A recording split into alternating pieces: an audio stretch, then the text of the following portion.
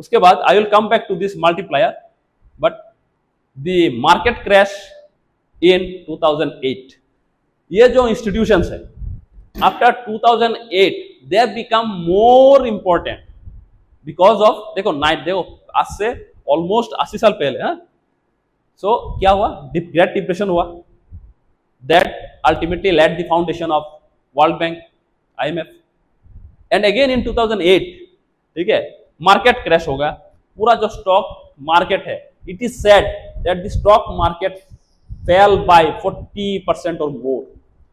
Can you imagine, the stock market fell by 40% or मोर। आजकल most of the students know a lot about the stock market. I am not going to tell about stock market, but I want to tell you that कि देखो जो develop countries है ना, हमारे देश में ऐसा बहुत कम लोग हैं, I do not know in percentage term, I think it will not be more than 10% लोग स्टॉक मार्केट में इन्वेस्ट करते हैं, but if you go in developed countries, more than 90% people they invest their money in stock market. So अगर तुम्हारा पूरा जिंदगी में तुमने जो पैसा अर्न किया है विथ हार्ड लेबर, डेडिकेशन, ठीक है, एंड जब तुम्हारा एज 65 हो गया, 60 हो गया, या से लेट्स 50 हो गया, अचानक तुमको मालूम पड़ा कि योर 40% और 50% wealth is gone due to crash, तुमको कैसा लगेगा? ठीक है ना? It is so I am not going to tell about this, but I will tell a simple thing. देखो ये जो मार्केट क्रैश हुआ था 2008 में, इसके वजह से ये दोनों ऑर्गेनाइजेशन और भी ज्यादा इंपॉर्टेंट हो गया। अब ये जो 2008 का जो मार्केट क्रैश है, ठीक है, लोग कहते हैं कि it was due to the bursting of the housing bubble. अब ये क्या चीज है सर, हाउसिंग बबल? मैं मोटा मोटा समझा रहा हूं आसान भाषा में, शॉर्ट में, ठीक है, समझने की कोशिश करो। हम लोग क्या करते हैं, लोन लेते हैं, हाउसिंग के लिए लोन लेते हैं। इंडिया में अभी जो भी कोई घर बनाता है लोन लेके ही, मोस्ट ऑफ द पीपल घर बनाते हैं, जब तो लोन लेके ही घर बनाते हैं। अब इंडिया में एक सिचुएशन ऐसा है कि डॉक्यूमेंटेशन में जितना भी वैल्यू है, रियल वैल्यू उससे ज्यादा हो जाता है, क्योंकि प्रॉपर्टीज का वैल्यू बहुत जल्दी ग्रो करता है, उसी हिसाब से हमारा डॉक्यूमेंटेड वैल्यू ग्रो नहीं करता है। इन शॉर्ट, तो देखा जाता है कि मेरा प्रॉपर्टी जो बैंक ने जो एस्टिमेट किया है, से मेरा जो प्रॉपर्टी है बैंक ने एस्टिमेट किया 10 लाख, ठीक है, मुझे लोन मिला 7 लाख 8 लाख विथ 20% और 30% कुछ नहीं, ठीक है ना? तो अचानक से इफ आई बिकम इंसॉल्वेंट, अगर मैं ये लोन रिपे नहीं कर पाया तो क्या करेगा bank? Bank will cease my property and they will get their money, ठीक है ना? इंडिया में ये कभी प्रॉब्लम हुआ ही नहीं। क्यों नहीं हुआ? द रीजन इज इंडिया का जो डॉक्यूमेंटेड वैल्यूएशन, रियल वैल्यूएशन उससे ज्यादा था। बैंक ने एस्टिमेट किया कि मेरा जो प्रॉपर्टी है वो 10 लाख का है, मुझे 7 लाख का लोन मिला, लेकिन एक्चुअली मेरा प्रॉपर्टी था 20 लाख का, ऐसा हुआ है, ठीक है। सो इससे क्या हुआ, जो अगर मैं डिप्रेशन के टाइम पे, स्टॉक मार्केट क्रैश में, during stock market crash, if I am not able to pay the money to the bank, bank will seize my property and they will get whatever their money is. But बाकी जो developed countries है, बहुत सारा developed countries में ऐसा नहीं था। उनमें क्या हो गया, जो रियल वैल्यूएशन वो कम था और बैंक में जो वैल्यूएशन था वो ज्यादा था। समझ में आया? तो जब when the people could not pay their money to the banks, उस टाइम पे क्या गया, बैंक जाके बोला कि we will seize your property, but the problem क्या हो गया उस टाइम पे? प्रॉब्लम ये हो गया कि प्रॉपर्टी का वैल्यूएशन कम था देन दी डॉक्यूमेंटेड वैल्यूएशन। इस तरह से अल्टीमेटली, ठीक है, इसका एक रिएक्शन, चेन रिएक्शन शुरू हो गया। एज ए रिजल्ट एक के बाद एक बैंक, बड़ा जो बैंक है उस टाइम पे फॉल करने लगा, because bank could not get the money they expected because of this deviation. समझ में आया? तो धीरे धीरे एक से बड़ा बैंक, ठीक है, क्रैश करने लगा। अब द प्रॉब्लम इज, हम लोगों को ऐसा लगता है कि एक कंट्री के साथ दूसरे कंट्री का ज्यादा रिलेशन नहीं है, बट एक्चुअल में ऐसा नहीं है। Every country is dependent on other country for something और समथिंग। उस टाइम पे जब ये पहले कब शुरू हुआ, यूएसए में शुरू हुआ, लेकिन धीरे धीरे धीरे धीरे ये सिस्टम पूरा चेन रिएक्शन होकर पूरा वर्ल्ड में चला गया। ठीक है, फॉर्चुनेटली उसका ज्यादा इफेक्ट, ज्यादा इंपैक्ट आई उसे इंडिया को झेलना नहीं पड़ा। In fact we do not, some of the students have never heard about this. They might heard about this Lehman Brothers crash, but इसका ज्यादा इम्पैक्ट इंडिया में नहीं आया because of our high valuation of our, high real valuation of our mortgaged land. समझ में आ गया? सो ये जो इंसिडेंट हुआ क्रैश ऑफ 2008 का, उसके बाद ये दोनों ऑर्गेनाइजेशन बहुत अच्छा रोल प्ले किया है to bring those economies out of depression. उसके बाद ये जो आईएमएफ है ना, और ये जो वर्ल्ड बैंक ग्रुप या फिर world bank, remember this world bank group and world bank are completely, not completely, are somewhat different. ठीक है, तुमको पूछा गया, लेट्स से तुमको पूछा गया है कि right a note on World Bank Group, and if you are writing on only World Bank, then it is incomplete answer. World Bank is a part of World Bank Group. We will understand very soon. So I will conclude regarding this market crash of 2008. इसमें क्या हुआ? इसमें ये जो दो organisation IMF and World Bank, ये दोनों खुद को साबित किया, they proved themselves that how important they are. They brought those economies out of depression by providing finances and funding. ठीक है, so again in first in 1929 and then in 2008, so they provided enough assistance, both technical and both funding and in terms of funding. ठीक है, अच्छा अभी आ जाओ, अभी आ जाओ multiplier. तुमको ऐसा लगता होगा ना कि वर्ल्ड इतना बड़ा है, वहां पे 195 198 कंट्रीज है। ठीक है, तो इनके पास इतना पैसा कहां से आता है, और जब पूरा वर्ल्ड डिप्रेशन में डूब जाता है, ये इतना फंडिंग करता है, ये पैसा कहां से आता है? बहुत पैसे की जरूरत है। ठीक है ना? सो बेसिकली देखो, इसको समझने के लिए हमको समझना होगा मल्टीप्लायर। ठीक है, मनी डज, मैं अगर तुमको 100 रुपीज दूंगा, that does not mean that you will be richer by 100 rupees, you will be richer by more than 100 rupees. I am talking in terms of country. Say you are a country, IMF. तो ऐसा नहीं कि I will give you 100 rupees and you have become richer by 100 rupees only, ऐसा नहीं है। इसका एक difference रहता है। Thanks to our commercial bank system, especially the CRR. फंडा यही में है। What is CRR? देखो, इसको हम एक टेबल के थ्रू समझते हैं। लेट्स से मैंने क्या किया, मैंने एक कॉमर्शियल बैंक, कोई भी कॉमर्शियल बैंक, यानी कि let's assume State bank of India, मैंने स्टेट बैंक ऑफ इंडिया में इनिशियल डिपॉजिट किया 1000 रुपीज। ठीक है, अब ये जो स्टेट बैंक ऑफ इंडिया है, this is a commercial bank, schedule commercial bank. इसको फॉलो करना पड़ता है आरबीआई के guidelines. As per RBI, let's ये चेंज होता रहता है।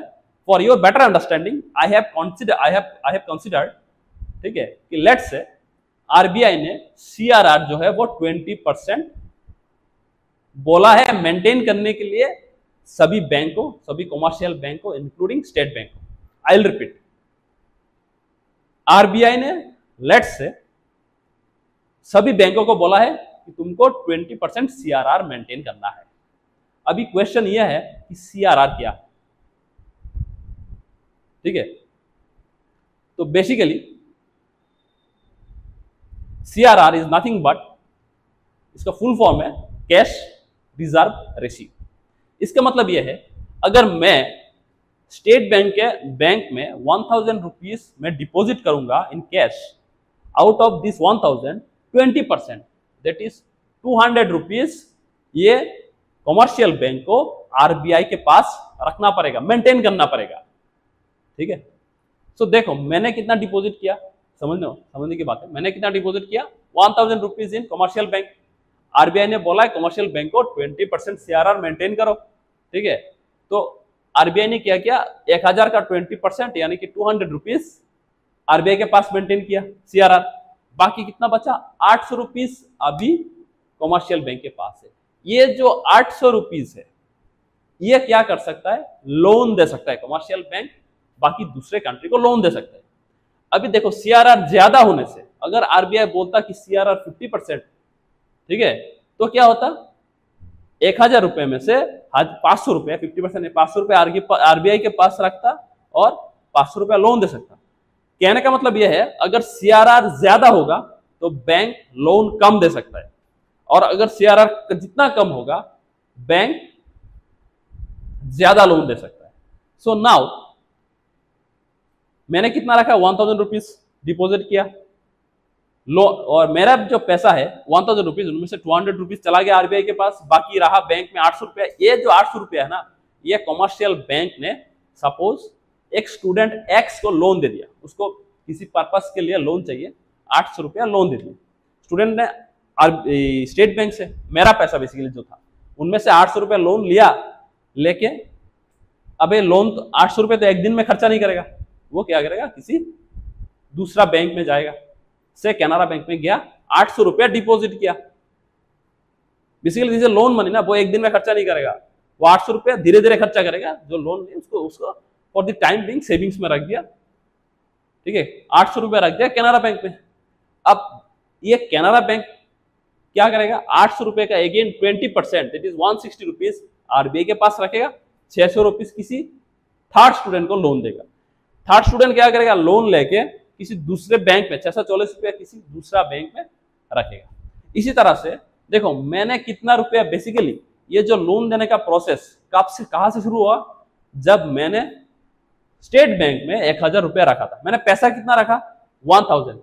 ये साइकिल चलता रहेगा, मैंने रिपीट नहीं किया, ये साइकिल चलता रहेगा।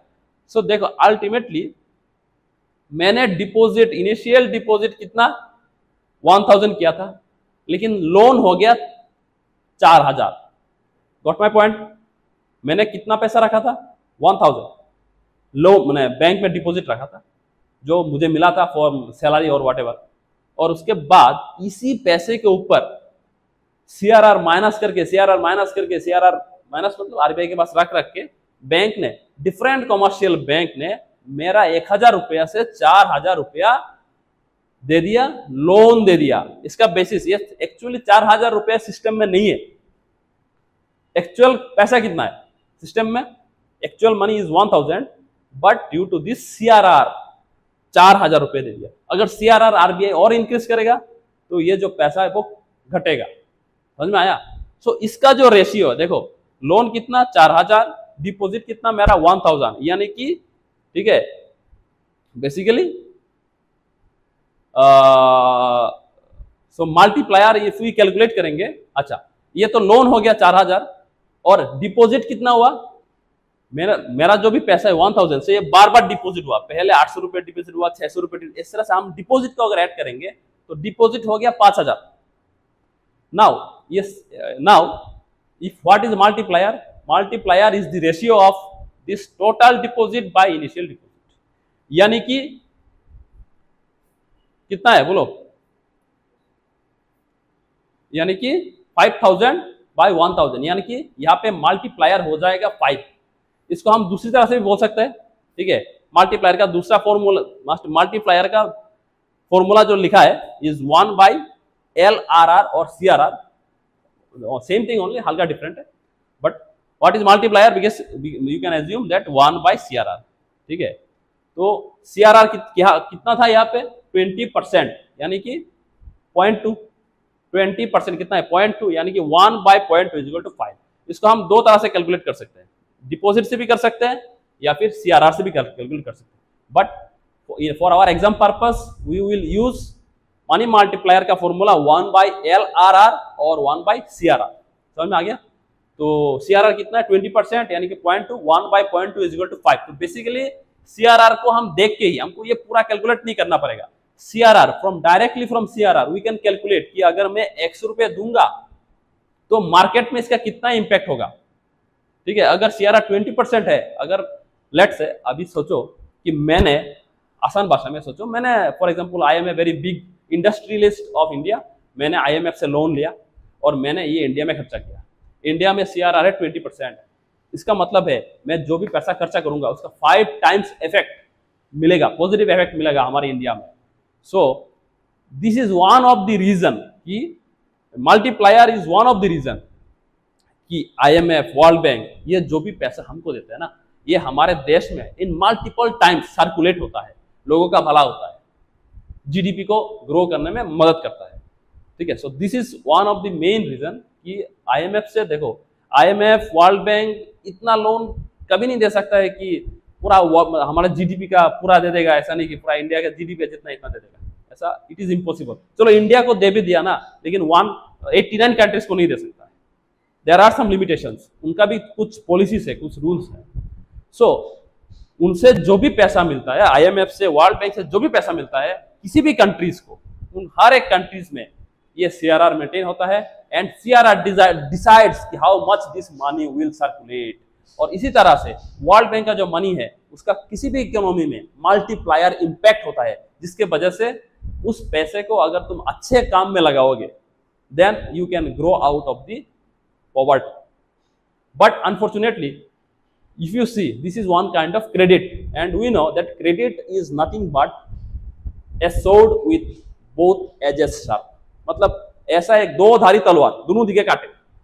If you use the credit properly, you can do a lot, and if you do not use the credit, यानी कि loan from any bank, from any institution, if you do not use this properly, then it may harm you। ठीक है, remember, always remember, जब भी कोई credit लेते हो you must use this for productive purposes. ठीक है, productive purposes means for generating further income. मैंने लोन लिया, मैंने लोन लिया, मैंने एक घर बनाया, उसमें मैं रह रहा हूं, then it is not productive purpose. But मैंने लोन लिया, घर के ऊपर मैं रेंट में दे रहा हूं, नीचे मैं बिजनेस कर रहा हूं, then it is for productive purposes.